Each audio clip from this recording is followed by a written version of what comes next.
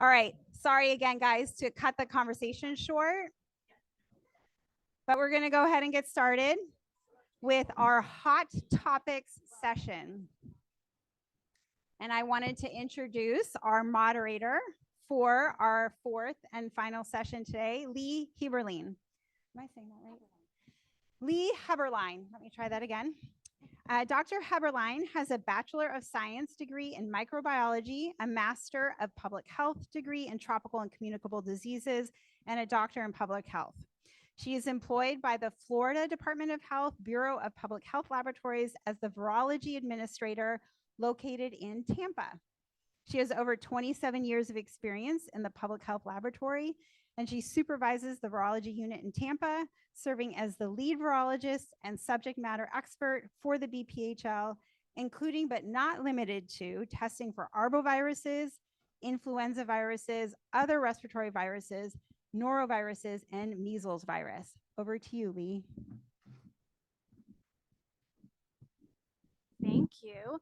All right. So I know it's towards the end of the day, but we have hot topics for you. So you're going to stay awake, right? This is going to wake you up and get you through the rest of the session today. I think we were just commenting, it's been, I think, a really good day. So I'm going to introduce each speaker. We have one in person. The others have recorded presentations, and I believe we have almost all of them online to answer questions, which we'll do at the end. So our first speaker is Aaron Bivens. Dr. Bivens is an assistant professor at Louisiana State University's Department of Civil and Environmental Engineering. He's a public health engineer leading research at the intersection of microbiology, engineered systems, and human health. His research team seeks to characterize interactions between humans and microorganisms mediated by the built and natural environments using novel environmental microbiology and modeling techniques.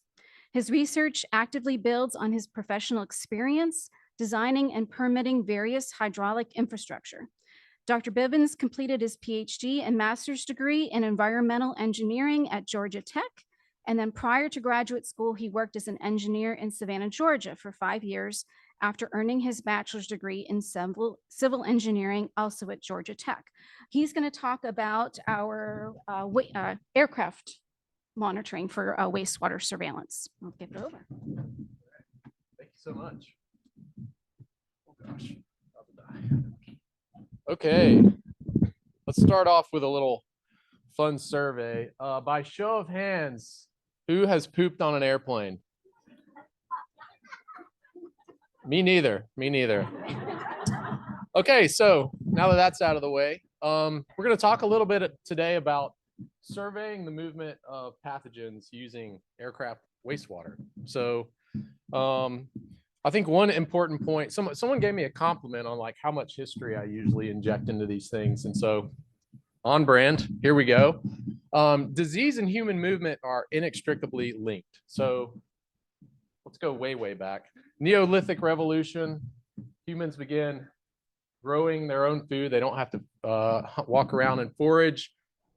You can accumulate a surplus, so that allows for nice dense settlement, right? So we see some of the first cities emerge.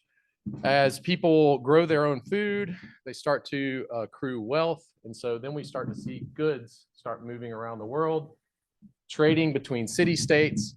And these dense settlements combined with the movement of goods and people led to bubonic plague. So we start to see the emergence of these huge pandemics that kill, in some cases, half the population in certain areas. And so I want to remind everyone that these organisms, they're moving by physical processes. Although we can't see them with our 5 senses, it's a physical thing. And so we ourselves are carrying them along. And so we get our word quarantine from the Italian quaranta, 40, because when traders would arrive in Venice, they were often required to stay on their boat off on an island by themselves for 40 days. Once they confirmed no bubonic plague, now you're allowed to come into the city. Okay, so travel and disease have always been together. And now, of course, we think about our airborne vessels, and these have far surpassed our seaborne ones in the movement of people throughout the world. prior to the onset of the COVID-19 pandemic, we're talking about 4.7 billion people per year moving via air travel. Now, the unique feature of air travel is the fact that we're traveling, 500, 600 miles an hour. So now we're talking about places that used to take weeks to get between. We can now do that in like 17 hours, right? I get on a flight from Atlanta, I fly to Doha into India, and within, 18, 19 hours, I've linked Atlanta, Georgia, and Nagpur, India, where I was a Fulbright fellow. So this is what that looks like visually. These routes, this is 2014 data, so a bit old, but these are routes for long haul flights. So these are flights longer than 6 hours. And, I guess basically the point of this visualization is there is no escape. We are inextricably linked with cultures all over the world. And so, of course, when something like SARS-CoV-2 emerges, basically it's out of the bag before we even have a PCR assay ready, it seems. We've seen that in all the variants. And so the question we began to ruminate on is, like, can we have a look we're moving in these aircraft. People use the facilities on board. Can we use this wastewater to derive some public health insights about how these microorganisms are moving about the globe? So, one of the first challenges you're confronted with is, do people poop on planes? I never do. So seems like some of you were brave and raised your hands, but so there's only really one study looking at this, and it looks like for long haul flights, greater than 6 hours, maybe 36%, but you have to understand how this question is framed. This is a would you, not have you. Are you likely to? 36% people say, yeah, I would probably, but I think that's an overestimate, to be honest. But anyways, let's move on. So it turns out that these aircraft plumbing systems are awesome for wastewater surveillance. There's a GIF even for this. So one key feature that you need to be aware of is that in most aircraft, the gray water and the black water are separated from one another, okay? The gray water, the sink, hand wash, anything that goes into the sink is discharged overboard via heated mast in flight. So that water is not retained because we don't want to carry the weight. The black water, on the other hand, is sucked into a toilet or sucked from the toilet at about 300 miles an hour. The pressure differential between the inside of the aircraft and the atmosphere drives that. I think it's the fastest poop in the world, to be honest, from what I've seen. It's highly concentrated, right? Very small volume of liquid in these flushes, 200 to 300 mil, which means we have, not to get too graphic, all this poo coming in at high velocity, well mixed, high concentration. So pretty ideal matrix for rare things. The other great feature is that it's somebody's job to pump all these tanks out upon arrival of these flights. And so this servicing actually creates a great moment for us to collect a sample from the aircraft. And so what's happened is people have developed these little proprietary devices attached to the plane. And we found that in our surveillance efforts, this doesn't add more than 3 minutes to the routine servicing of the aircraft. Now, of course, it's quite complicated in that these logistics have to be coordinated. The ramp and aircraft is restricted area, of course, for good reason. Who can touch the aircraft? Only the certified ground handlers. And it turns out that this is, there are a lot of groups involved in this. There's the airlines themselves, you have to have permission from, the airport authority, the terminal operators, plus the ground servicing companies in order to obtain your sample. I think one of the great things, I actually think this is a feature, not a bug, because it puts the public health agency in front. The public health agency has to lead this effort. I've never tried to go to the airport in Baton Rouge and just walk out on the tarmac and take some poo off an airplane, but I'm sure if I did, there would be problems. When we think about this, there's a lot of options in terms of how we do this. Right now, we're talking about individual aircraft. Each of these aircraft is pumped using a lavatory service truck. This lavatory service truck discharges into the triturator. It might pump out multiple planes prior to discharging. And depending upon how the airport is configured, it could be, or configured, this triturator could be actually upstream of where the terminal wastewater enters the collection system. So we can composite maybe to achieve some efficiencies. That's kind of ongoing idea. I think it's being implemented in San Francisco right now. So we'll get back to you on that. I want to point out, this isn't really that, it's not a new idea. We have studies back to 2015 using shotgun sequencing of aircraft wastewater to look at antibiotic resistance. Germany, Denmark, there's kind of a cluster of studies before COVID-19. It's really interesting because what you see is, number one, the signal in aircraft wastewater is unique compared to the municipal wastewater to which it's discharged. Number two, we see geographically resolved insights. So when we look at the virome in the bottom figure here, the virome from South Asia, from flights arriving from South Asia, is unique compared to East Asia, North America. As far as SARS-CoV-2 in aircraft wastewater, we started off with just a, can we even do this? This was really early on.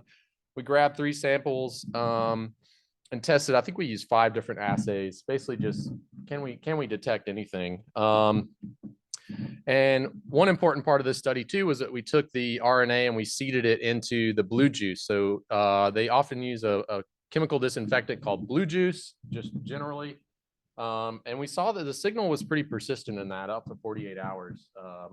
We didn't test it any farther than that because we thought if you were on a long haul flight that lasted 48 hours, then that's pretty terrible. So now what's interesting about these flights is that clinical cases weren't identified on board. So these were inbound to Australia. Australia at that time was locked down. And so we actually didn't find clinical cases, but you can see that the gene copy numbers are really, really low. This was early on. In a follow-on study the next year, we found for 37 flights repatriating around 6,600 Australians. They were all tested by swab prior to the flight. All of them tested negative, but upon the arrival and 14-day quarantine, about 112 of them, actually exactly 112 of them, developed COVID-19. And we found that our wastewater results were about 84% accurate for predicting those subsequent cases of COVID-19 during quarantine. A couple other interesting things from this study, 2 of 28 rinsate samples were also positive at low concentration. So residual between flights is definitely something we have to manage. We're going to have to choose a reasonable cutoff value. This one I think is really, really interesting, is that we had 8 aircraft with only a single case on board, but 6 of those had positive wastewater samples. So that's a 75% hit rate compared to what you would expect from Jones et al., probably like optimistic, in my opinion, 36%. So why is that happening? If we think about this as like a coin flip with a 36% likelihood of success, the odds of observing 6 and 8 hits is like 2.5%. So statistically could happen, but unlikely. In another study, we found a Omicron infection on board an international long-haul flight. So 12 flights arriving to Darwin, Australia. The flight arrived the same day that Omicron was declared a variant of concern. So, like I said, the microbes are always out of the bag. We never have them in the bag ever. So, same day we find putative Omicron infection using the deletion 6970. We sequence using 2 different methods, and basically we end up finding 63 of the 72 mutations that define Omicron. We found out later from the public health authorities there is an Omicron infection on board that was identified in quarantine. So even just a single case, we were able to detect. These findings have been replicated. We got studies from Dubai, 198 flights, 2 arriving from France, where subsequent testing found 20% positivity among the passengers for Omicron. The UK more recently, 32 aircraft wastewater samples had 93% positivity for SARS-CoV-2. I didn't think anyone pooped on planes. Where is all this coming from? Same thing here in the US, at JFK, 81% positivity among 88 flights for SARS-CoV-2 RNA. 32% of those yielded Omicron genomes.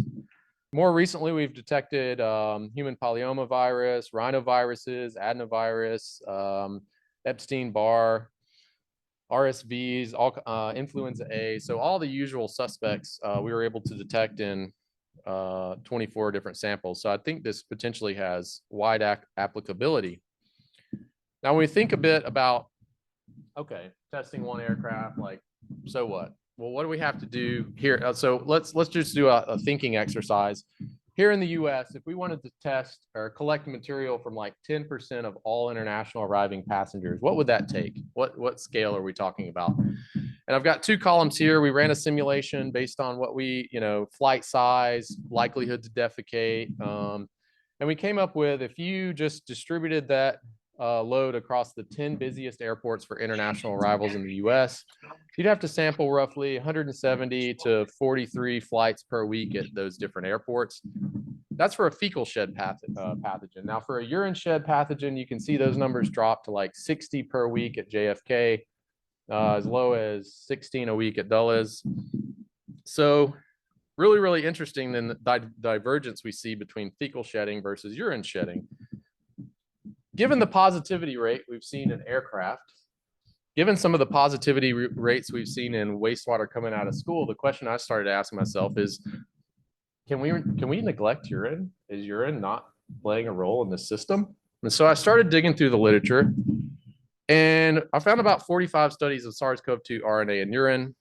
Among those studies, the shedding prevalence was anywhere from 95% to 0%. There was a large variation between studies. Now, why is that? Well, it turns out if you crack open these things and start digging through them, only 8 of those studies even report any quantitative detail in terms of methodology. And if you look at the effective sample volume, that is how much urine goes into a single test reaction, you see for those 8 studies, the average is 29 microliters of urine that we've had a look at. Now, from a clinical perspective, this probably makes a lot of sense, right? Early on, we wanted to know transmission and diagnosis, and urine is probably not good for that based on these data. But that doesn't mean that urine isn't putting SARS-CoV-2 RNA into the watershed, or sewer shed. So you can imagine, right, if we had tested just 29 microliters of sewage, none of us would be here right now because the sewage would all be negative. So what else can we do with aircraft? Maybe a general purpose system is too big. Well, there's a lot of transportation network modeling that's been done, and we have models of infectious disease within these networks. And so it turns out we could actually probably use this to like target specific nodes in response to specific outbreaks. One caveat here, it's very hard to start this from scratch under duress. So something to think about. A lot of questions remain. How many passengers contribute to the sample? Residual contamination in the waste tanks? What other analytical techniques can be applied? What other pathogens? How do we interpret and apply the data in real time? How do we integrate this into public health decision making? These are all fair questions, but I'd like to point out our N right now is about 500, as opposed to news, which I think we're maybe at like 1,300 or so per week in terms of our data points. So to close it out, I do think aircraft wastewater can inform public health action. They provide geographically resolved insight. It can be readily detected. It can be integrated into existing workflows in the space. And it does seem that the signal is predictive of incident COVID-19 among passengers. So I'm happy to drop it off here and take any questions in a couple minutes. Thanks.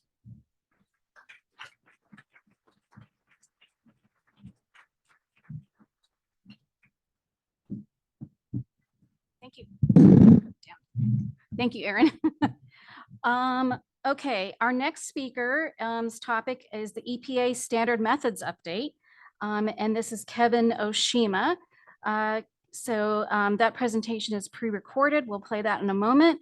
But Dr. Oshima has worked at the US EPA since 2005 and currently is the director of the Watershed and Ecosystem Characterization Division in ORD's Center for Environmental Measurement and Monitoring. His area of expertise is in virology and microbiology, and he has done research on waterborne microbial pathogens, especially in the area of recreational water quality with extensive experience in the development of microbial methods. WECD conducts research to advance EPA's ability to characterize the presence, transport, sources, and impacts of contaminants in watersheds. My name is Kevin Oshima. I'm the Division Director for the Watershed and Ecosystem Characterization Division of the US EPA Office of Research and Development. The title of the presentation is The Development of Standard Methods Suitable for Emerging and Historical Pathogens of Concern in Raw and Treated Wastewater. What I'm going to describe to you today is some initial planning that we are conducting currently to develop eventually a research strategy towards the development of methods for wastewater, raw wastewater, and treated effluent. But I'm not going to be talking about specific components of that, what that research study or research plan looks like, but the elements that we are thinking about to help us inform what that research strategy should be. So I'm going to start with the problem. So from an EPA perspective, there are not very many EPA validated methods for microbes in wastewater.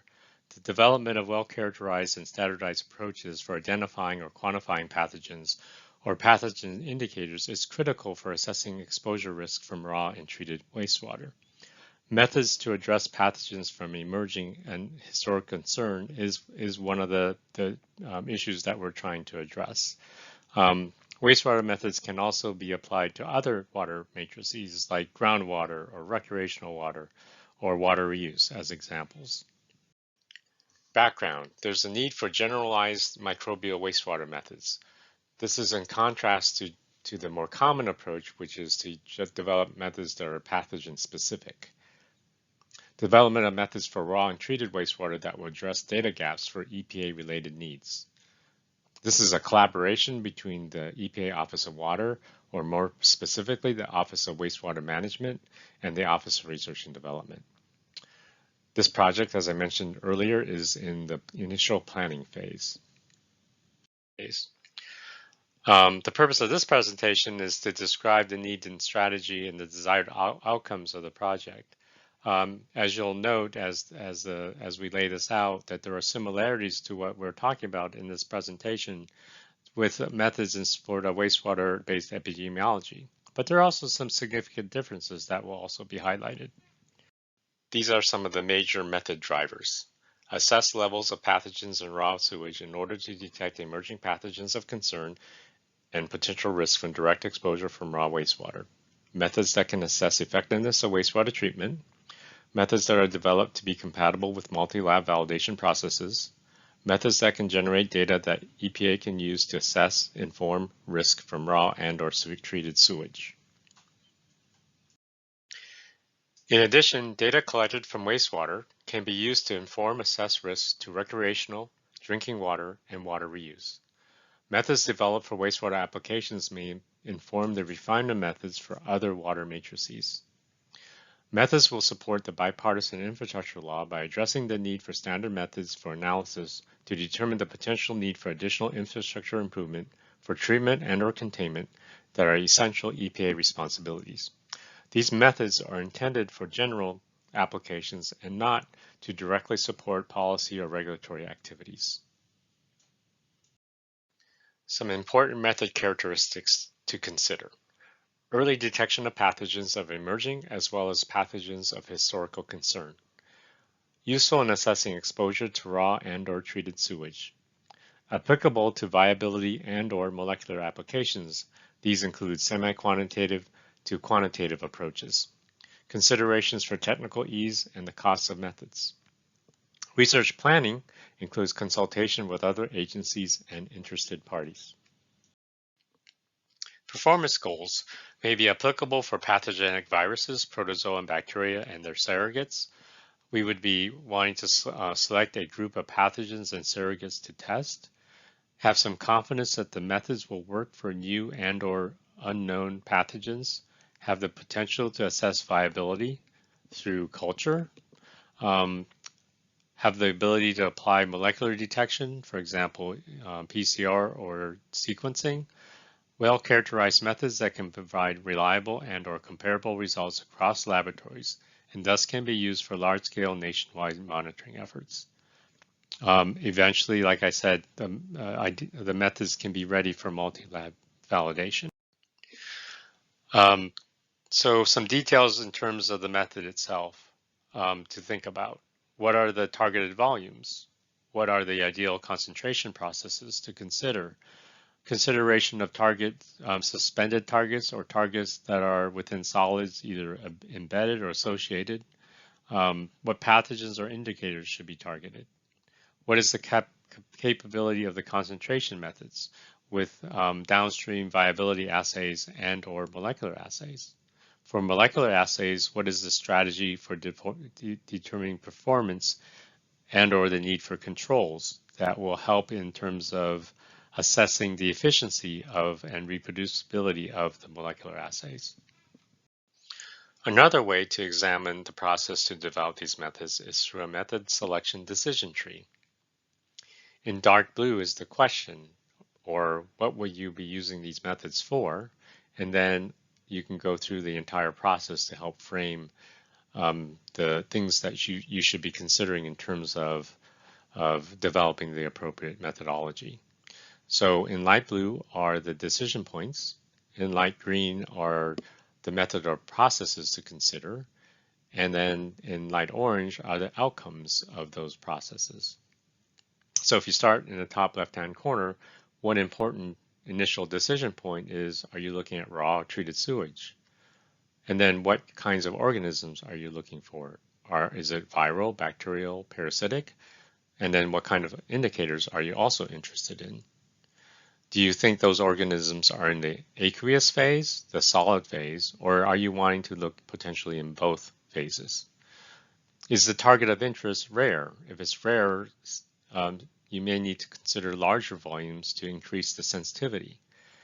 If the target is not so rare, you might be able to utilize smaller volumes for concentration, and that will affect what processes to consider in the initial concentration process. Is the target known? If the answer is yes, then you may already know what cell lines to consider to look at infectious potential. If the target is known, you may already know what molecular assays you want to use, and it can be of qPCR or digital, and then that information can be used to determine an outcome, which would be the microbial load and concentration. If you don't know what your target is, you may want to consider metagenomic approaches to look at sequences within that sample to understand the microbiome within those samples. And then that information can be used to identify and develop a new assay, or if you know what you're looking for based on the sequences, you can develop or utilize existing methodologies. And that can be for culture, for infectious potential, or for molecular assessment. Let's look at culture a little bit more. So the outcome from culture is you can look at the total infectious load, but you also may need to overlay that with a PCR approach to positively identify what's being amplified in culture. And then the thing to keep in mind for why would you be interested in infectious potential, that's if you're interested in whether or not there are potential exposures from raw sewage and or potential infectious materials still surviving the treatment process. So this gives an overall sense of the basic elements within the methodological decision process.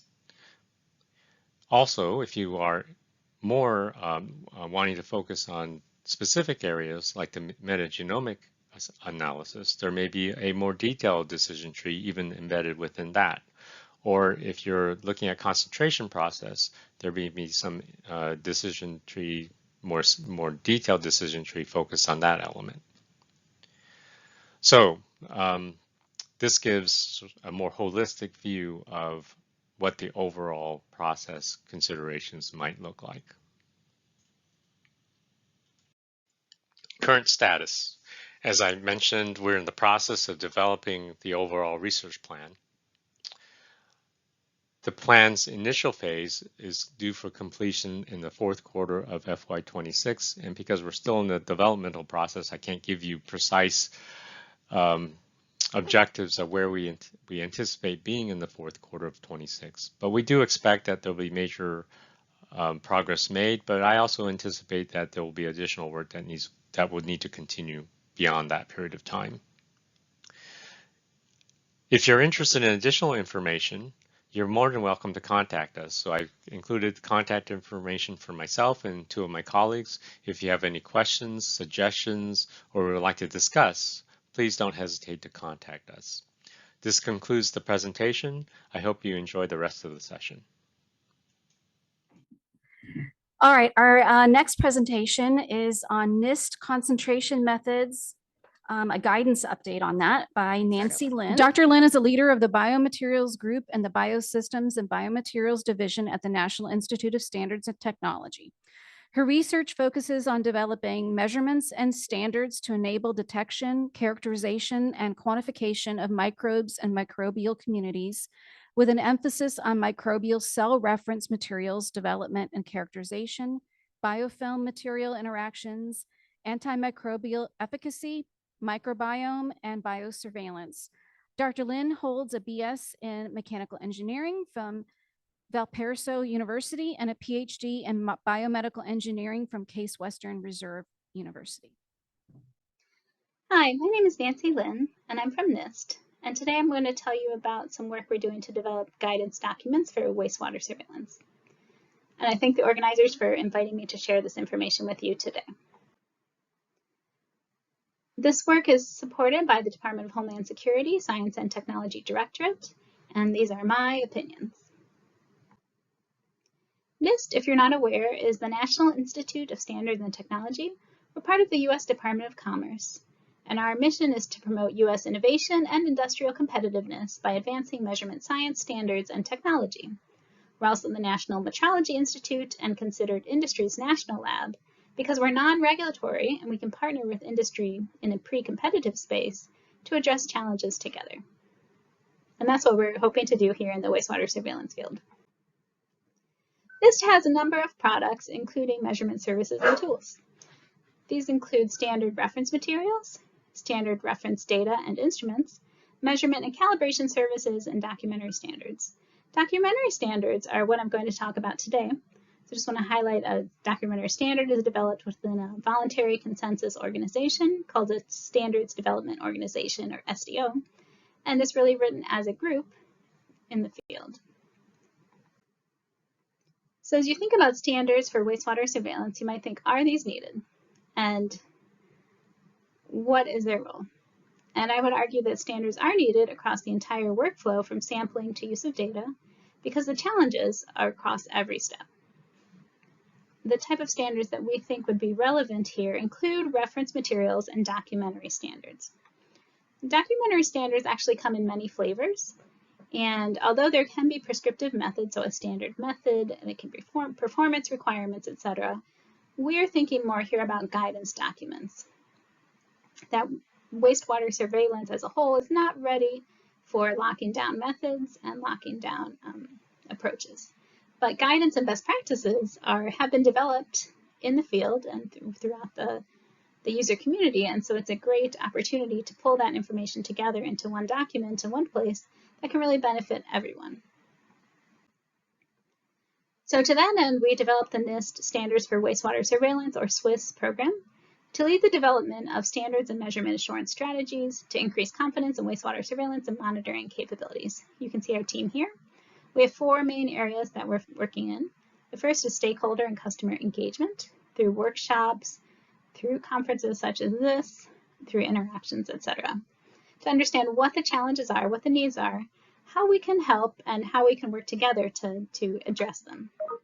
Reference material development is focused on developing reference materials or physical artifacts. So this could be, we have a plasmid for antimicrobial resistance genes to validate PCR for those genes. We are thinking about synthetic wastewater and also bovine coronavirus and what we might be able to do to support the use of that as a recovery control. Consensus standards development I'm going to talk about today, and then everything is underpinned with solid measurement science. So the SWIS working group was launched in 2023 as part of our overall program to collaboratively develop standards and measurement assurance tools and to get that community feedback and input that we need to make sure our work is addressing the right challenges. And so the working group has over 170 people now. You can see the majority are from academics, industry, and public health, but we also have some from the federal organizations, nonprofits, and utilities. And so we're really excited we have so many people interested in developing these standards. And although initially our focus was somewhat small, just this initial guidance document that we're talking about today, but realizing that there is such an interest, we're looking to see what else can we do as a working group. So first we need to think about how do we prioritize standards needs to scope this guidance document. So we went back to our 2021 workshop that was co-hosted with Department of Homeland Security, where we did, and the workshop attendees did prioritize standards needs. And across the workflow, they said that processing the sample and detecting, quantifying the target, essentially the laboratory methods were in greatest need of standards.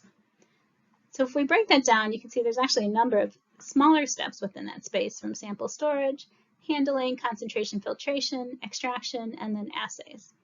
So we asked our working group where we should focus here, and they highlighted concentration filtration and prioritized that as a good place to start and develop our first guidance document.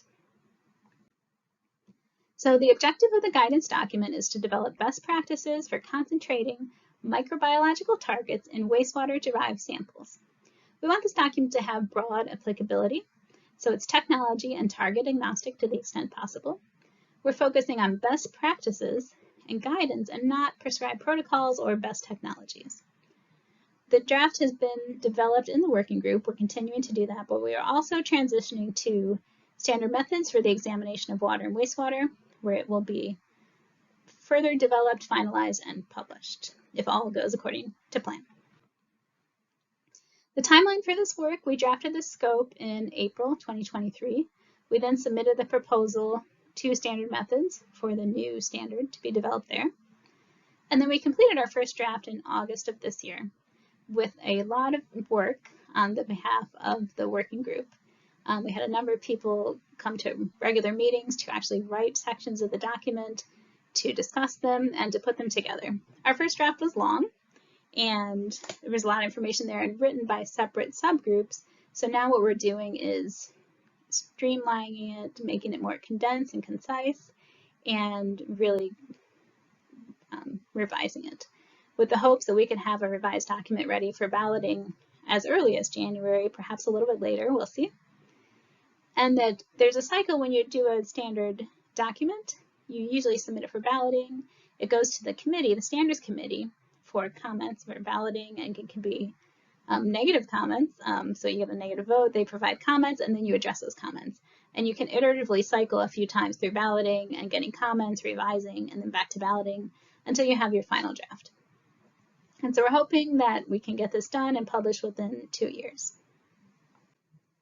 So the outline of the document includes the introduction and scope, terminology, safety considerations, use case factors, controls, concentration methods, recovery assessment, and then references.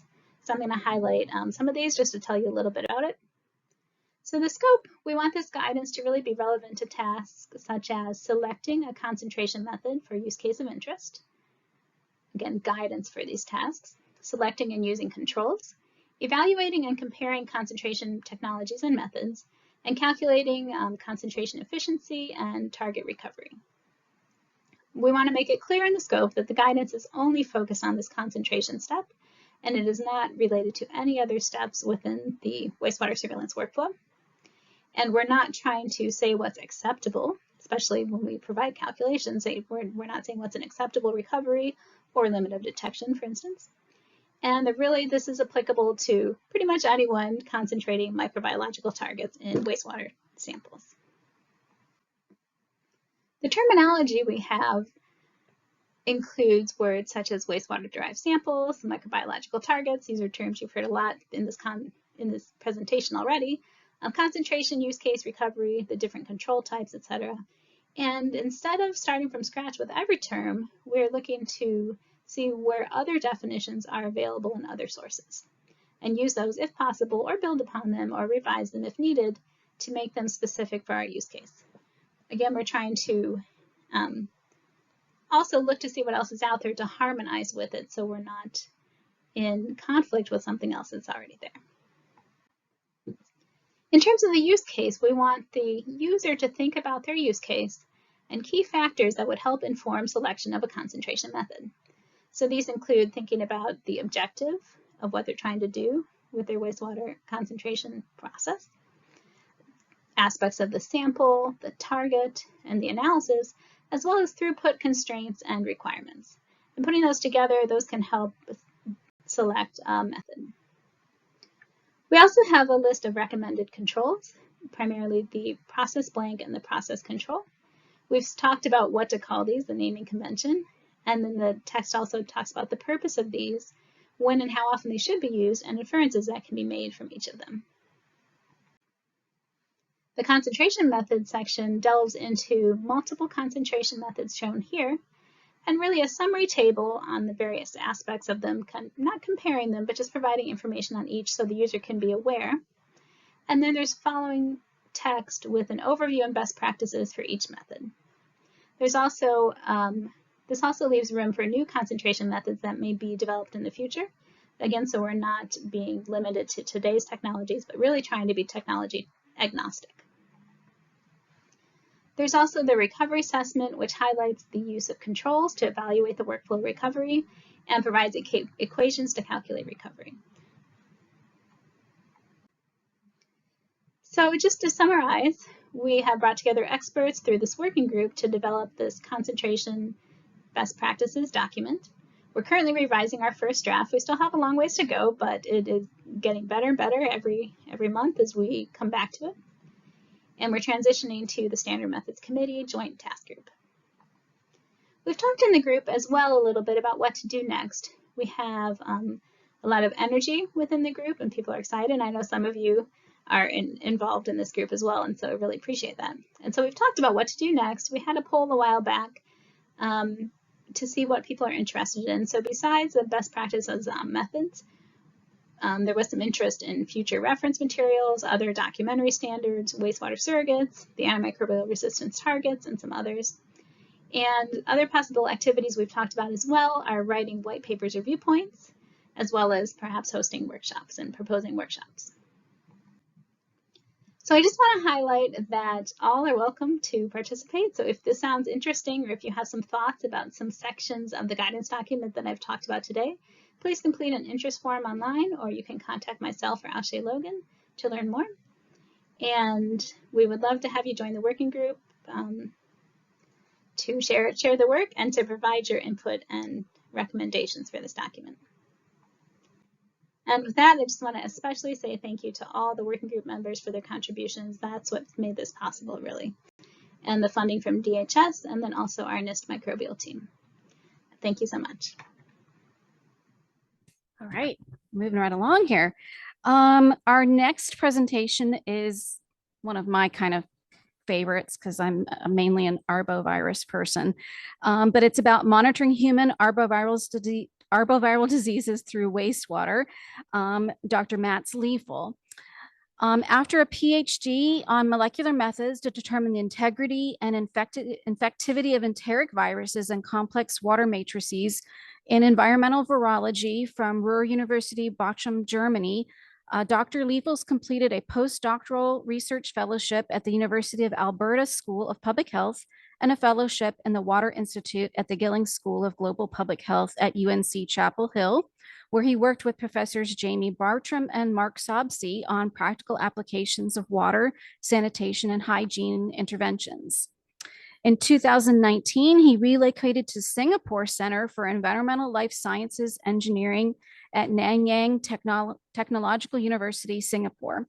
And since 2020, Dr. Leifels has actively been involved in both Nanyang Technological University's campus dormitory surveillance for SARS-CoV-2, as well as Singapore's national wastewater-based surveillance efforts to monitor the emergence of potential variants of concern and overall pandemic trends in the city-state. Hello, it is my pleasure to be speaking here today. My name is Mats Leifels, currently working at the Karl Landsteiner University for Health Sciences in Austria, and I will be talking a bit about the work that Professor Janelle Thompson led at the Singapore Center for Environmental Life Sciences Engineering, and that I was involved in during my time in Singapore.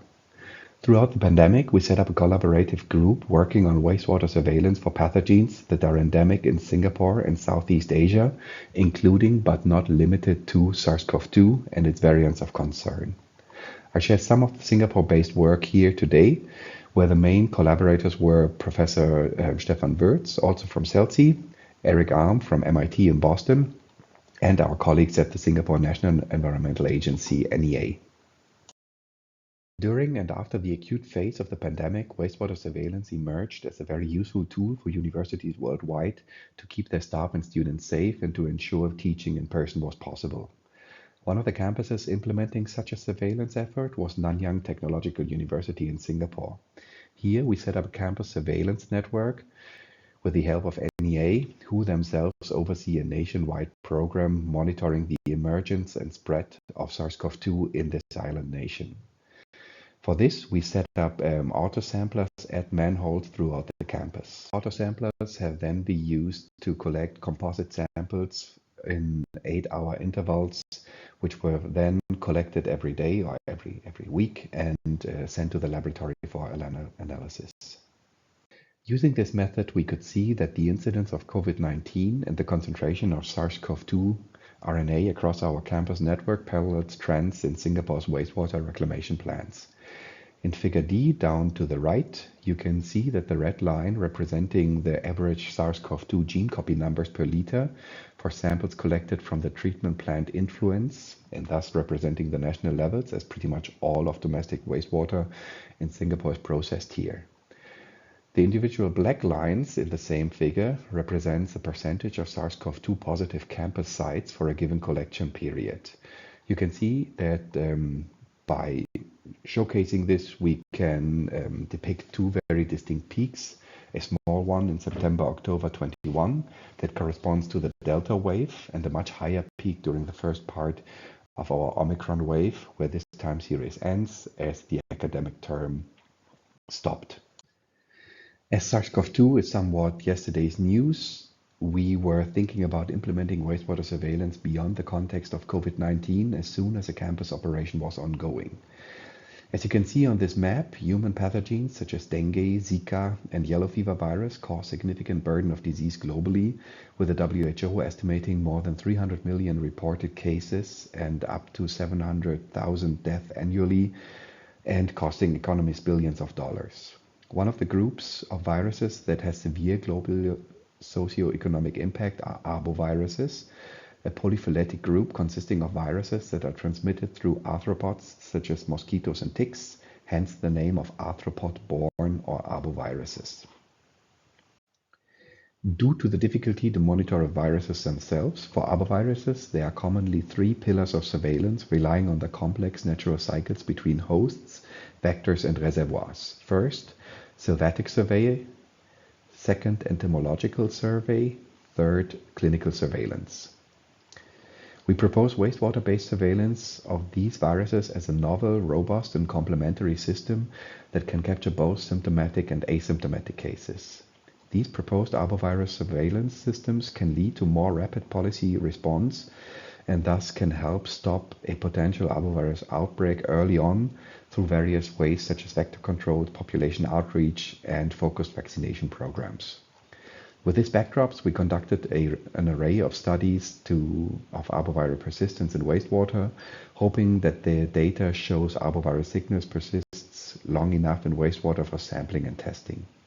Just like SARS-CoV-2, many arboviruses are shed into wastewater and are known to cause subclinical and asymptomatic infection that might be misdiagnosed in the individual but still play a big role in transmission of the virus. Therefore, wastewater surveillance could be a useful tool to track clusters of asymptomatic and subclinical individuals before an outbreak occurs. We've shown literature estimates of dengue shedding tends to be 2 to 3 orders of magnitude lower than for established targets of wastewater surveillance, such as SARS-CoV-2, norovirus, or poliovirus, while higher shedding rates have been seen for several other arboviruses, such as yellow fever and West Nile virus. More on arboviral persistence and questions like how temperatures commonly found in tropical sewers impacts downstream analysis can be found in a recent ES&T Letters articles by Francis Chandra. For this article, we basically aimed at simulating a variety of temperature conditions in real-life wastewater spiked with arboviruses, as well as process control marine hepatitis virus before qPCR analysis to determine the signal loss and therefore virus decay in a sewerage system. The main message here is that even under worst case scenarios of the virus being exposed to 25 to 37 degrees Celsius, they can be detected in reasonable concentrations between 2.5 and almost a week after shedding and entering the sewerage system. We also tried to test and optimize sampling handling workflows for arbovirus wastewater sampling. This includes checking out different sample clarification, virus concentration, and extraction steps, as there are tons and tons of different protocols and commercial kits available. Focusing on dengue virus, we compared the effect of filtration and centrifugation, as well as concentration via centrifugal ultrafiltration with the commercial available Amicon filters, for example, PEG precipitation, and utilization of charged membranes and hollow fiber filtration on virus counts. As you can see here, centrifugation filters show the highest recovery rate and might be our best shot at monitoring dengue virus in the environment, even though those filters are quite costly. And during the pandemic, we noticed that they were at times unavailable due to spikes in the demand worldwide. When translating these results into a simulated dengue virus outbreak, we could determine that an optimized and well-planned sampling and quantification approach can allow researchers and public health professionals to detect 10 shedders of dengue virus in a population of 400 individuals upstream of a potential collection site. Due to notable higher shedding rates, yellow fever and Zika virus might be even more suitable for surveillance, as 10 cases in a decently sized 180,000 population equivalent wastewater treatment plant could easily be picked up. It would take a bit too much time to talk about it in detail, but if you want to dive deeper into how we determine the correlation between shedding rates of arboviruses, the virus load in wastewater, and the required sample volume to pick up a signal, please check out this article by Dr. Wei-Lin Lee and colleagues from the Singapore MIT Alliance for Research and Technology, where she did a really great job in determining how many viruses need to be excreted to have a very, very confident surveillance effort possible. To sum things up and to give an outlook on the implications and future work, first, now that COVID is somewhat endemic, maintaining vigilance for high-risk SARS-CoV-2 variants is crucial. To do so, routine surveillance for SARS-CoV-2 is continued at the NTU campus, and Janelle's group is standing by to adopt assays to track new variants of concern with an allele-specific qPCR assay in detail described by Wei-Lin Lee and others. Further, optimizing arbovirus surveillance. Some of the arboviruses, as shown here, are shed in urine and other bodily fluids in levels predicted to be detectable in wastewater surveillance. However, shedding data is scarce in literature. So unlike SARS-CoV-2, we still don't know enough about how much symptomatic and asymptomatic patients excrete into the wastewater to have a good outlook on how large of a sample needs to be taken. Still, we have demonstrated that arbovirus signatures persist in wastewater long enough for sampling, more than 2 days, are compatible with pasteurization, which is important for safety of the operator, and that refrigeration of a sample upon receival in the laboratory improves signal stability. Current protocols for recovery of wastewater performs quite poorly for the detection of dengue virus, potentially explaining previous unsuccessful wastewater surveillance efforts, but also providing a proof of concept to detect this very, very important virus in wastewater. So more work is necessary, but in theory it should work. Other viruses, on the other hand, might be more suitable for wastewater-based surveillance, where yellow fever virus and Zika virus are shed in much higher rates and persist in the environment a bit longer than dengue, so they can be adopted quite easily. So all in all, ongoing development including quantifying the impact of viral sorption onto particles is still ongoing, so please stay tuned for further publications.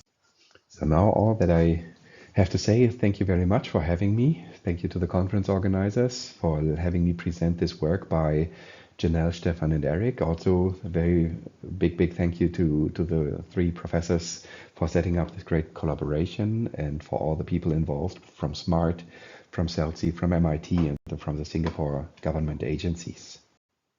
So again, thank you for your interest. Sorry that I couldn't be at this conference in person, but if you have any follow-up questions, please don't hesitate to let Janelle or me know. Send us an email and we will follow up on anything that might come up later.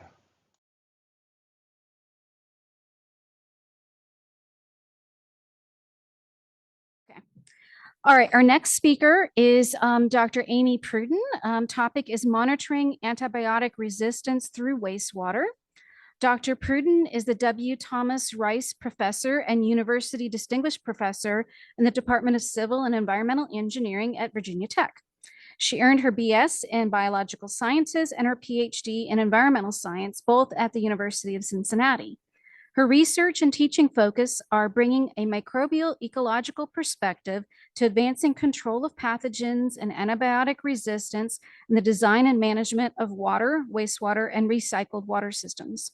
Dr. Pruden is the recent recipient Well, thank of the you Water so much Research for the Foundation introduction. Research I Innovation am Award. really thrilled to be here, and thank you all for sticking through to the very last talk of the summit. I have been listening in through the day and have been really impressed at the array of talks, from cutting edge science to real practical on the ground. How do we make wastewater surveillance happen? And one of the themes that I noticed this morning was, you know, we've built this phenomenal infrastructure. It's a dream. You know, if you build it, they will come, but there's some caveats, and it seems that one of them is if we can really demonstrate other value to the wastewater-based surveillance infrastructure that we brought. And so I'd like to share a little bit about how it can be used to monitor for antimicrobial resistance. So sorry to be the bearer of more bad news, but antimicrobial resistance is another big public health concern. Some call it the slow pandemic because it is here to stay, and will probably continue to worsen if we really don't come at it from a multi-sectoral angle.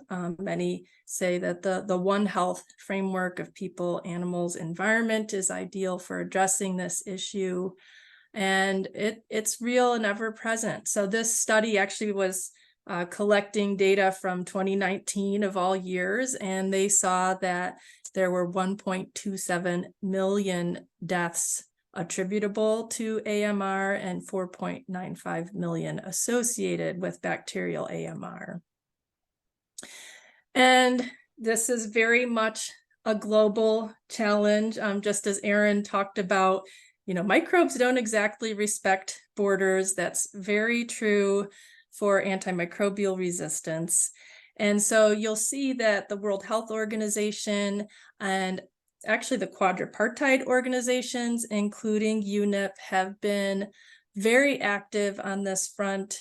And actually, it was in 2017 that they released this report to the left, which was on all of the big environmental concerns out there and detailing them. And it was actually antimicrobial resistance that they identified as the top concern, and really bringing to light that antimicrobial resistance is an aquatic contaminant. So we use antimicrobials in livestock and people and in crops.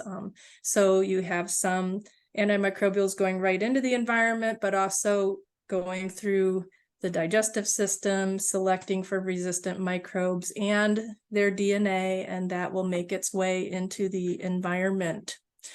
And so actually in 2023, UNEP just released another report that's specifically geared towards what do we do about it? So this is the Bracing for Superbugs report, and I was very honored to be part of the scientific a committee that contributed to this report, but it was actually a collaboration of over 50 scientists all over the world. And just so we're all appreciative that here in the US, we've been very active on this front too. So we're now on our second iteration of the National Action Plan for combating antibiotic-resistant bacteria. And here in this most recent version, they've really emphasized that we need to get a handle on environmental dimensions, and they specifically call out monitoring of wastewater, just like we saw in the UNEP report. Now, while all of this was brewing, actually US wastewater and water utilities were also paying attention. And so the Water Research Foundation put up a call for, this was their Project 5052, which was aimed at identifying standard monitoring protocols for AMR in aquatic environments. And so we put in this proposal in 2019 and were funded in 2020. And so the timing really couldn't have been better on this. And at that time, we also connected with Anna Maria de Roda Hussman in the Netherlands, who is active with Gertjan, who we heard from this morning, in really launching the COVID wastewater monitoring infrastructure. And here we talk specifically about, let's use this infrastructure to look at antimicrobial resistance. So from the Water Research Foundation project, we really wanted to get input from water and wastewater utilities, what is feasible, and also get input from experts. So we had online surveys of over 100 experts, we had workshops, and then this is where we landed, and this is part of Krista Laguari's PhD dissertation. What do you monitor? Well, it depends on your question. So it's what do you monitor? Where do you monitor? We boiled it down to 4 questions. So number 1 is really your classic wastewater-based surveillance. But you also might want to look at what's escaping into the environment, how efficient is removal, and is there any concern for evolution of new variants of resistance? Now, something else to emphasize here, a big challenge with AMR is it's not one pathogen, it's not one virus or bacterium, it's lots of different species of bacterial pathogens and over 3,000 known antibiotic resistance genes that they carry. So that makes the methods very challenging. So we've published some reviews looking at culture-based techniques. That means you have to pick a bacterial pathogen you're interested in, and it's a lot of work to culture from water environments, but it's worth it because you can do whole genome sequencing, and that can be worth it if you're really interested in that pathogen. qPCR techniques or ddPCR is nice because you can quantify that resistance gene of interest. But what I want to talk about a bit here is the shotgun metagenomic sequencing. And so that's where you take your water sample, concentrate it, extract DNA, and shotgun sequence the DNA. And that's really nice for antimicrobial resistance because it's non-targeted. And so we were just wrapping up this study around the time of the pandemic and showing, we sampled sewage around the world and we sequenced the DNA using metagenomics. We annotated the antibiotic resistance genes. So that's what these colors are looking at, different classes of antibiotics that they encode resistance to. And we saw a pretty striking pattern. So we put them in rank order and saw that Sweden, a country that is very proud of its very proactive policies to combat the spread of antimicrobial resistance, they had the lowest concentrations of these genes in their sewage. The US was somewhere in the middle, and we saw the highest concentrations in India and Hong Kong. And this got us pretty excited because this means that through monitoring the sewage with time, you might be able to see some trends in terms of effects of policy interventions. So we're fortunate that last year we were funded by the CDC to expand on this concept a bit. And so using metagenomics to see if we can not only track antimicrobial resistance, but like I said, let's be synergistic. Let's look at other organisms as well. And so that's an advantage of a non-targeted technique like metagenomics. And so here, what we're hoping to do is to kind of optimize how you collect the sample from where, how you concentrate it, what extraction method you use. Now you've got an issue. If you want viruses and bacteria, you need RNA and DNA, right? And then benchmarking to droplet digital PCR.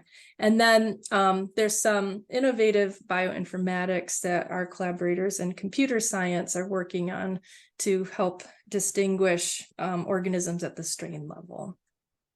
And so here's a snapshot of our workflow. So a lot of our time actually was put into developing the standard cocktail of pathogens and antibiotic resistance genes that we wanted to spike into the wastewater. So I'm very glad to know that NIST is working on this type of thing. It's very much needed. We wanted to look at both raw wastewater and also at primary solids. So in theory, you know, the primary solids concentrates the sample for you. So wouldn't that be nice, right? So we looked at spiking both of those. And then the 3 kits that we compared was the Zymo DNA RNA mini prep. So that's ideal. You get both your DNA and your RNA. And then looking at kits optimized specifically for DNA, like the Fast DNA Spin kit, and a kit optimized specifically for RNA. So we looked at all prep power viral. And we're just starting to get the results here. So this is hot off the press. We did sequence the metagenomes of 2 wastewater treatment plants, both the influent liquid and solids spiked with the cocktail and using the 3 different extraction kits. And so this is an annotation of antibiotic resistance genes on the x-axis. So you can see we've found many, many antibiotic resistance genes, and then it's clustering based on similarity. So what stands out here, good news, is that when we spiked the sewage influent, it clustered based on which wastewater treatment plant it came from. But when we spiked the solids, it clustered based on what extraction kit we used. So that's typically not something you want to see, right? You want it to cluster based on characteristics of the sample, not your extraction kit. And note that we did really, really deep sequencing. So this is 130 gigabases per sample. That's not what you typically encounter in the literature. Now here's another look at some of the data. We wanted to specifically zoom in on some antibiotic resistance genes that encode resistance to antibiotics of urgent clinical concern. So the BLA-OXA genes fall in that category. And so we measured them specifically by ddPCR, that's in red. And then we also, in blue, we looked, well, in green, we looked at that same variant, BLA-OXA, but in blue, we loosened the criteria so we could explore a bit. And so this is all to say that one of the nice things about the DNA sequencing is you have that potential to detect different variants, which can be very important, as we've talked about at today's symposium. And here what I'm showing is that we're trying to optimize things to the extent possible so that it's quantitative. So you might hear some people say that metagenomics is not quantitative. That is not true. It is actually surprisingly quantitative and correlates very strongly with ddPCR, but above a pretty high detection limit that quantification limit of 40,000 gene copies per mil. Detection, then you get spotty detection here and there under that. So, if you don't need to be quantitative, that might be okay. But for antimicrobial resistance, this range might be good enough depending on the question that you're asking. And here, I just thought, we all need a slide in our presentation that overwhelms the audience. So here's mine. But this is just to give appreciation. There's lots and lots you can do with this DNA sequencing data. So here, this is part of Connor Brown's work showing that you can assemble it and start to identify which antibiotic resistance genes are in which pathogens and carried by which mobile genetic elements. And so if you want to know more, we just published this paper. Ben Davis and Ishi Keenum are corresponding authors, and it lays out, the need for standardization of metagenomics. And here's how we can go about doing that. And meanwhile, we're really focusing on how can we build this into a cyber infrastructure for AMR monitoring at wastewater treatment plants. We're also doing quite a bit to focus on data sharing. So with my collaboration with Lenny Heath, we've built this water antibiotic resistance database that has user-friendly templates to collect lots of useful metadata. So encourage you to check it out. And it can do metagenomics, qPCR, culture. Just give me a shout out if you're interested. And this is just a brief summary. So yeah, there's a lot of potential for metagenomics because it's non-targeted in theory, all microbes and all ARGs, but the caveat of a high limit of quantification. But it's really nice because you have those data you can go back to and reanalyze. And it does have some quantitative capacity, but it's also pretty expensive and requires significant technical expertise. And we're going to need some effort on standardization. So thank you. And I hope we have time for at least a couple questions.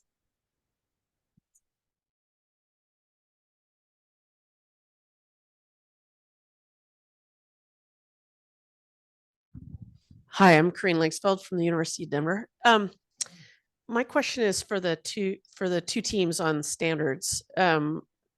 Clearly needed, excellent work.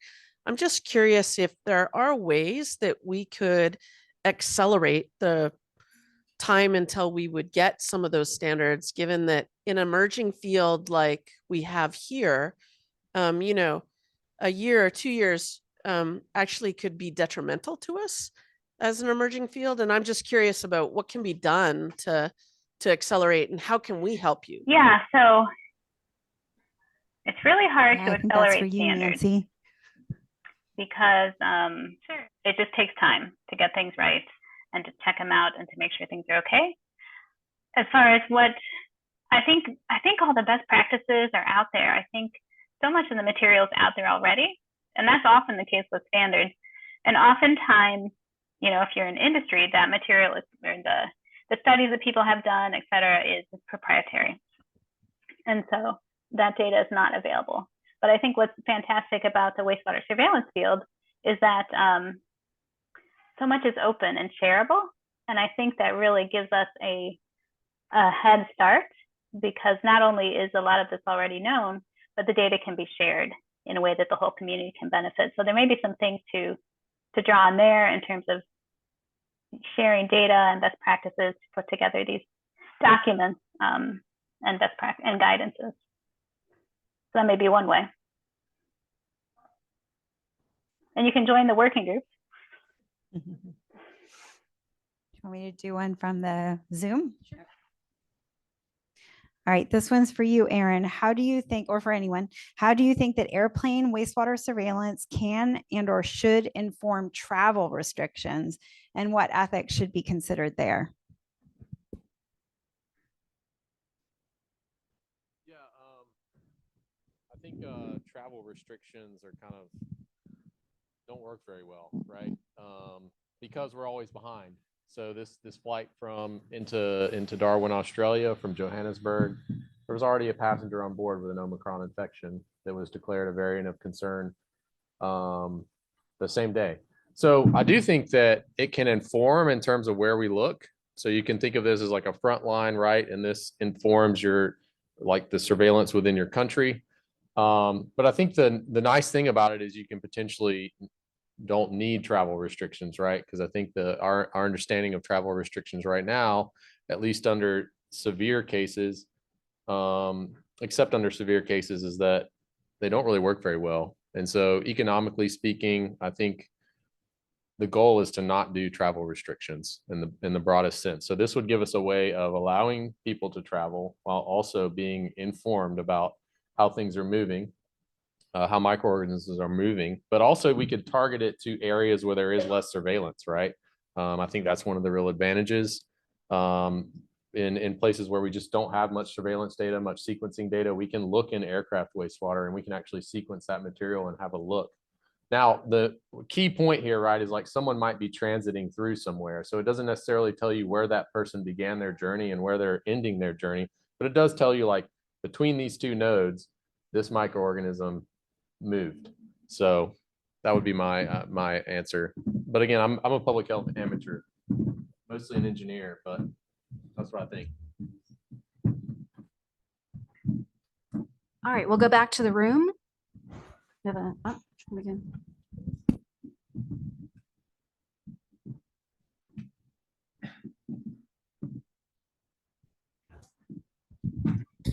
Hello, my name is Richard Hewitt. I'm from the Rhode Island State Health Laboratory. My question is again for Aaron.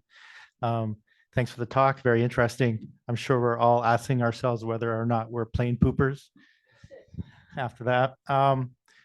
So when you talk about wastewater and it's more, wastewater contains more human DNA from different sources than just feces and urine. And so you talked a little bit about the gaps in the data, how things didn't maybe go together, the high detection rate, but the low relative surveyed amount of people that go poo on the plane. But one specimen type you didn't talk about that I think is really important is when people go into that laboratory, are they blowing their nose and throwing that down the toilet? Are they spitting it into a tissue, throwing that down the toilet? And I think that could really explain the gap in the data that you showed. And what do you think? Yeah, well, I think that's entirely possible. I mean, when it comes to human behavior in bathrooms and aircraft moving at high speeds, we have no idea. I think all of that's on the table. One thing when I was learning about these systems, I was thinking like, oh, people are like a long haul flight, people brush their teeth sometimes. And so my thought was like, oh, saliva, like we're not accounting for saliva. But then I found out the gray water is in all, I think, except the 787. The 787 is the only aircraft that keeps the gray water on board. It's discharged overboard. But I completely agree. Anything's on the table. I do think in general, when we're using data from clinical microbiology, we have to be aware of the purpose of those studies versus our purpose. A lot of the times they're just putting the same volume of material from a swab, from urine, from all through the same workflow. So it's really a relative measure. Urine has less relative to a swab or feces, but that doesn't mean it's absent. And so when we start thinking about the performance of these systems, especially near source surveillance, I think we're going to need to really push to generate better data sets that are more relevant to environmental surveillance of these things and less relevant to maybe clinical diagnosis. So, but yeah, to your point, all that's in play totally. We have two more online, one for Amy and one for Mats, if that's okay. Okay, Amy, for you, how do you think we can do a better job, or how can we start integrating the wastewater surveillance AMR data with clinical AMR data?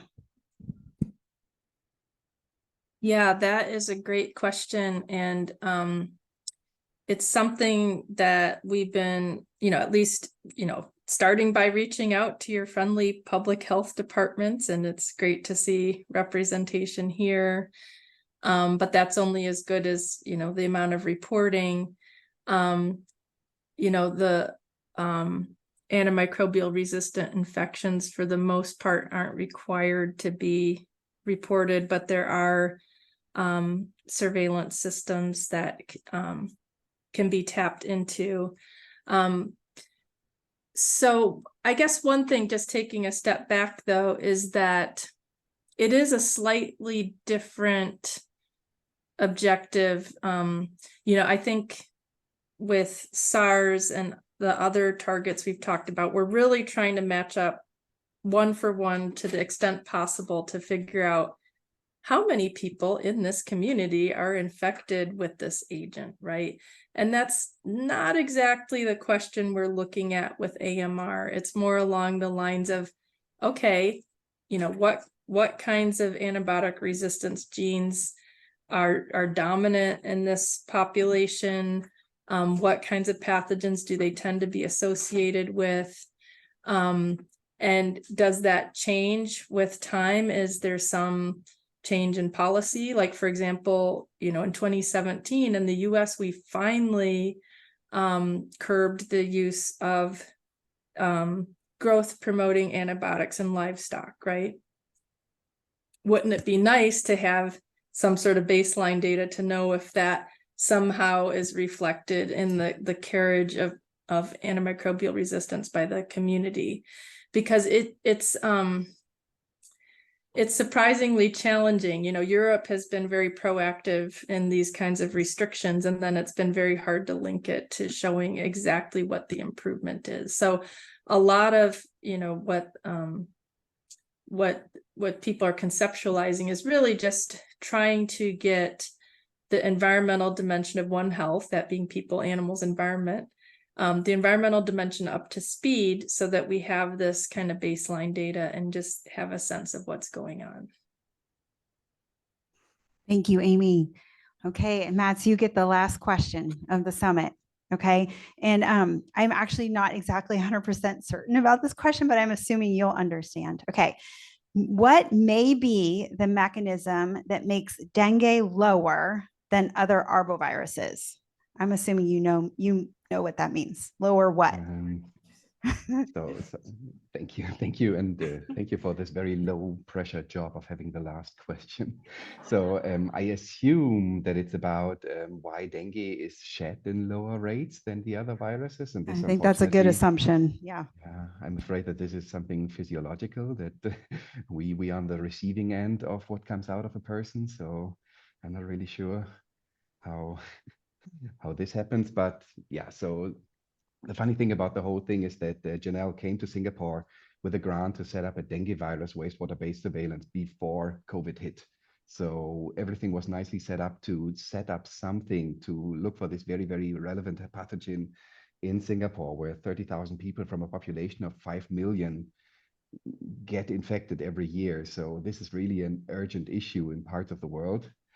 And it was very convenient that COVID hit when it hit, because we had something set up for dengue. But yeah, I think the whole dengue work is like 2 years less advanced than it could be due to the pandemic. And I'm sure that we will have something publishable on dengue soon. And I hope that we can come back to this. But in theory, yes, dengue, it's less stable, it's less highly shed, but it is still shed, and it occurs in the wastewater, and it can be detected there. So not ideal, but there is potential to set up something. Hopefully that helps. Thank you so much. And let's thank our presenters again.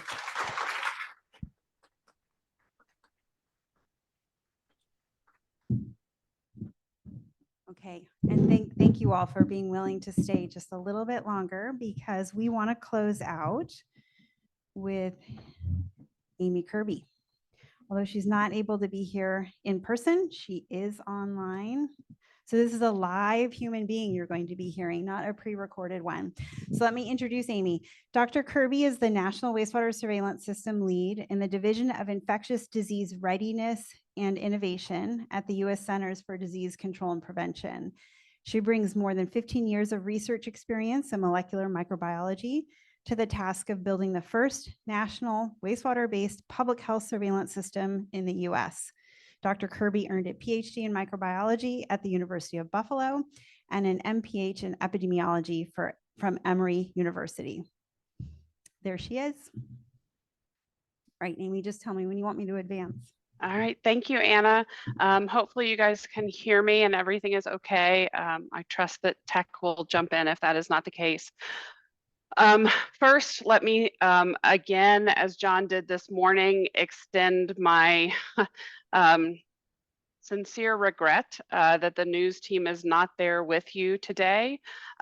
We were all very disappointed and angry when the agency canceled our flights on Friday ahead of a potential shutdown, and it was bittersweet, to say the least, when the CR passed yesterday, knowing that we would not be there today. And then hearing all of the wonderful talks today, we've had a very active chat among the news team that are listening. So just such impressive work from everyone, and it's really an honor to be able to work with all of you. So what I want to do with the last few minutes, and I appreciate you guys hanging around a few minutes after our official close, is I'm going to give you a very brief high-level overview of what news is going to be doing in the next year. Next slide. And when I'm thinking about a year, I'm thinking about through the calendar year 2024. So looking at December 2024. So this map should be familiar to most people in the meeting. This is the current state of news implementation. I do just want to take this moment to highlight a couple of major changes. So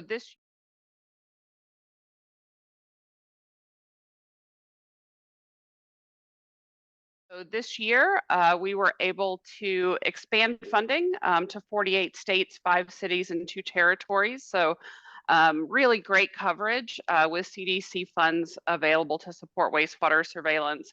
We have also added 2 new centers of excellence for a total of 4.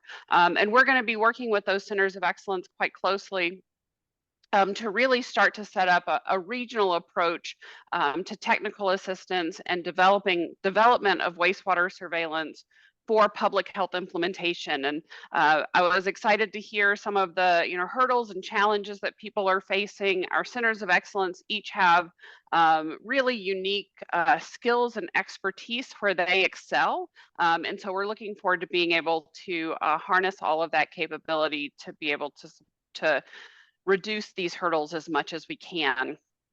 It also makes me very happy to share that we were able to award the next version of the news wastewater testing contract last week. So that contract was awarded to Verily. And now that we're going to be at work next week, we'll be able to work very quickly to transition all of the sites that we're testing under the last contract with BioBot, transition them to Verily as smoothly and quickly as we can to get that testing capacity back up. If you were part of that contract, you should have gotten an email on Friday from news. If you were not part of that contract but would like to be, we anticipate having more spaces available, and that will be phase 2 of enrollment. So you can definitely reach out to the news team at NWSS at cdc.gov if you have sites that you would like to enroll into the contract. Next slide. The really big push for us this year is going to be expanding beyond response targets, so COVID and MPOX, into really our core surveillance targets. So trying to really build that argument that I've heard discussed several times today, that wastewater surveillance is a platform for surveillance broadly, not just response. So, a critical surveillance platform for everyday health issues that we need more information on. Many of these targets we've heard about already today, antibiotic resistance genes. We're filling out our respiratory pathogen, adding our respiratory pathogen panel, adding influenza A and B and respiratory syncytial virus. A small enterics panel of those that did not have a lot of technical challenges for rapid implementation, and then an emerging pathogens panel that retains MPOX and adds Candida auris, the emerging fungal pathogen. With the change in leadership at the agency, there has been a renewed focus on the respiratory virus season, so not just COVID, but also flu and RSV, and really tackling those three as a unit that causes a lot of respiratory disease in the fall and winter in the US. And so to support that response, we are accelerating the validation and rollout of that respiratory virus panel. And so those assays have been made available from CDC at the primers and probes have. We are validating them internally through our process, but we are also open to external labs validating them and beginning to use them in-house. And Decipher has been updated to be able to receive this data. We're working to update it to analyze and report this data, as well as making it available publicly. So hopefully be able to add wastewater data at the national level for flu and RSV to this year's respiratory virus season. And then for the rest of the panel, that will be rolled out next year. So validation through our centers of excellence, we're looking at a 6-month validation period. Hopefully with no major hurdles, we will be able to get all the major bugs worked out and roll this out to the full new system in August of next year. So moving quite quickly to having a highly multiplexed surveillance approach. Next slide. Going along with that, and a lot of the conversation that happened today around standard methods, we are transitioning news to a single test type. So as folks have said already today, and we've seen over the past few years, digital PCR is really the most efficient, resource effective, and accurate way to do PCR-based wastewater surveillance. And so we are going to begin the process of switching the system over entirely to digital PCR. News is committed to developing protocols that will work both in the Biorad and the QIAGEN systems, because that is what most of our health departments have if they have digital PCR. But we have not ruled out the possibility of making protocols for other platforms as well in the future. So those CDC validated digital PCR protocols should be available early next year, corresponding with the rollout of the full program, the full panel, excuse me. Next slide. And this really goes along with our thinking about a phased target expansion. So as we move beyond response and into core surveillance, this first phase is those endemic common diseases, flu, antibiotic resistance, norovirus, that we need regular, consistent, cost-effective surveillance. And so we'll be moving into that core surveillance next year and implementing that. We are also already starting to think about phase 2 and phase 3. So phase 2 is emergency assays that we want to have on the shelf ready to be rapidly deployed in the event of something like a natural disaster, where we often get worried about outbreaks in the wake of those disasters. So these are things like shigellosis and polio, where we don't necessarily need national surveillance all the time, but there might be a need for wastewater surveillance around an emergency or an outbreak. So we'll be fleshing out those emergency portfolios over the next year, or beginning to build them out. We're also starting to think about phase 3 and pandemic preparedness. So what are the infections that occur in the world that could come to the US and cause massive disruption and high morbidity and mortality? And are those pathogens with pandemic potential also appropriate wastewater surveillance targets? And so we have a presidential management fellow, Michelle Darren, who has recently joined the team, and she is going to be leading this landscape analysis to look at all of the infections that occur in the world that could be potential targets for wastewater surveillance. So lots ahead for her. Next slide. We are also going to be continuing to improve our variant surveillance. So as many of you know, we were able to utilize the CWAP pipeline, which was built by our partners at FDA to do COVID variant tracking and wastewater. It works very well. However, that is being transitioned to CDC, so it will now be maintained and operated by CDC instead of FDA. That is coming with a rebranding as well. So it is now Aquascope. That is available, the first version, on GitHub, and we're looking to add it to our Decipher pipeline in the next few months to fully transition over to Aquascope, as well as continuing to build out its capability to receive and analyze data coming from different types of sequencing systems and whether they're long read or short read. We are also evaluating detection alternatives for early detection of emerging variants and low abundance variants. This really comes out of the work that we did around BA.2.86, which is still in very low abundance in the US, both in clinical and wastewater surveillance, and really pushing the limit of our Freya-based detection system and CWAP and Aquascope. And so we're looking at other methods that can help us really drive down the sensitivity of variant detection when we're interested in these very rare variants. We have also built the option for jurisdictional alerts for variants of concern. So if you're a health department and you want to know if, for example, BA.2.86 has been detected in your wastewater without having to go diving through all of the data, we can build alerts in Decipher so that you will get those when they show up in your wastewater. Next slide. We are also working on expanded public data dissemination. So I've heard a lot about this today, and I'm happy to report that we are also thinking about that. So COVID data tracker will continue to be available for at least the next year. There are still ongoing discussions about what its ultimate fate is at the agency, but it's not going away anytime soon. So it will continue to be the home base for all of our COVID wastewater data. The MPOX wastewater dashboard will also continue to be available. It's hosted on the news site now. And then in addition to that, we're developing new, very public-friendly, is it getting better or worse kind of graphics for the new respiratory virus data page for CDC. So someone can go and say, you know, in my community, is the respiratory season getting better or worse, and what's wastewater data telling me? So very simplified graphic.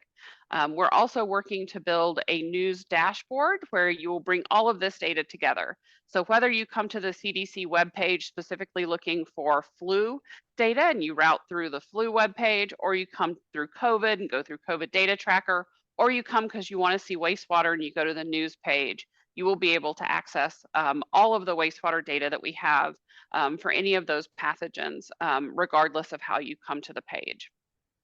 Next slide. I'm also very happy to share, I think some of you in the room already know this, the National Academy is continuing their objective review panel that's sponsored by CDC of wastewater-based disease surveillance for public health action. They released their phase 1 report, which was very focused on community-based surveillance, specifically for COVID, but other infectious diseases as well. That was released earlier this year. They are now working on phase 2. That's a bit longer, so we expect that report in December-ish of 2024.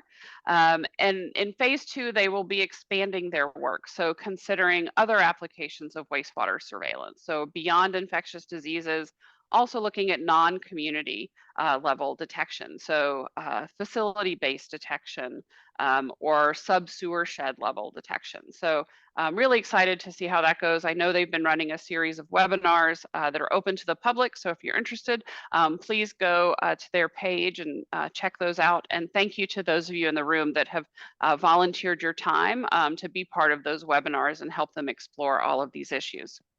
Next slide. So this is sort of a bit of a catch-all for all of the other things that news will be doing in this next year. So I just want to go through these quickly. We will be looking very carefully at what the appropriate representativeness goal is for news. We're currently covering about 40% of the US population with about 1,600 wastewater treatment plants.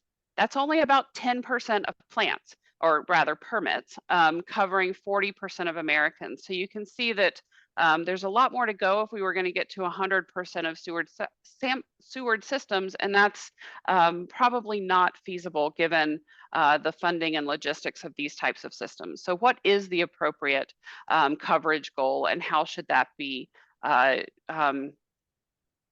distributed across the population? As I said, improved metrics primarily for public data use, but we're also interested in improved metrics for our Decipher system for health departments as well. We will be evaluating sampling frames, particularly the timing for multiple targets. So as we expand beyond respiratory targets and into others, what is the appropriate timing? Clearly for COVID, twice a week gives us the best ability to detect trends. But that's really overkill for antibiotic resistance. So what is the right framework for those? We're continuing to pilot and implement those panel workflows. So working with our centers of excellence and other partners to get those to be as low burden on the laboratories, but as efficient and robust as they can possibly be. We also have a contract with a media company to do some message testing and focus groups. I've heard from many of you in the room that anecdotally, messages that contain wastewater data get better engagement than those that don't. And so we want to put some data around that. And so this message testing is going to do one-on-one interviews and focus groups to look at wastewater public health messaging, as well as asking people how they interpret this data and what does it mean to them. So very excited to see what that brings. We're going to continue our ethics evaluation and framework development. I really appreciate all of the effort that the folks who presented in the ethics section have already put into this. We will be using all of those products as we continue to move towards a guiding framework for news implementation. So what are the guardrails that CDC will follow for wastewater surveillance? And as the technology continues to develop, who will be responsible for making these decisions in the future? Because this is really going to be a living ethics framework. We are also working to solidify our sources of input into the news program. So about 6 months ago, we established an internal advisory council for news. And so this is made up of pathogen experts from across and other disease experts from across CDC to give us input on what targets should we be looking at, how should we share data, how can we communicate more effectively internally and externally with all of our partners. We are also establishing a work group as part of CDC's Infectious Disease Board of Scientific Counselors. So this will be a formal way that we can get external input into wastewater surveillance on an ongoing basis. So not a one-time meeting, but an ongoing work group that will provide support to news. And then finally, I think everyone is wondering what is happening with funding. So we are going into the year where we're really going to start needing to think about funding for FY26 and beyond. That is going to be a major effort here at CDC. And I want to put out the call to everyone here. If you have success stories, and we've heard of quite a few of them already, success stories for how you have used wastewater surveillance, how it has built up other programs, how it has allowed you to address public health concerns, please share them with us. These are very powerful drivers when we're trying to get sustained funding for wastewater surveillance as a platform for the nation. So we've been keeping track of these success stories as we hear them, but I know we don't have them all. And so please do reach out to us if you have these stories. We would love to hear them and integrate them into some of our presentations. Which, oh, next slide, I can't advance. Which really brings me back to this. This is the whole news team, or most of us. We are, again, so disappointed that we could not be there in person to meet with all of you. We are your biggest fans. We love talking about all of the amazing efforts that this community around wastewater surveillance has accomplished. It's really amazing to see what's been built in 3 years. And we are really looking forward to continuing to work with you, to continue to be transparent, supportive partners in every way that we can, to bring this just amazing tool to the public and make sure that they have, public health information that they need to keep their families and themselves safe. Next slide. And with that, I will let all of you go to dinner or happy hour or wherever you are headed. Please enjoy Chicago for us. News is there with you in spirit. And as always, please don't hesitate to contact us at nwss@cdc.gov. We would love to talk to you, and we look forward to seeing you somewhere in person this year. Thank you, Amy.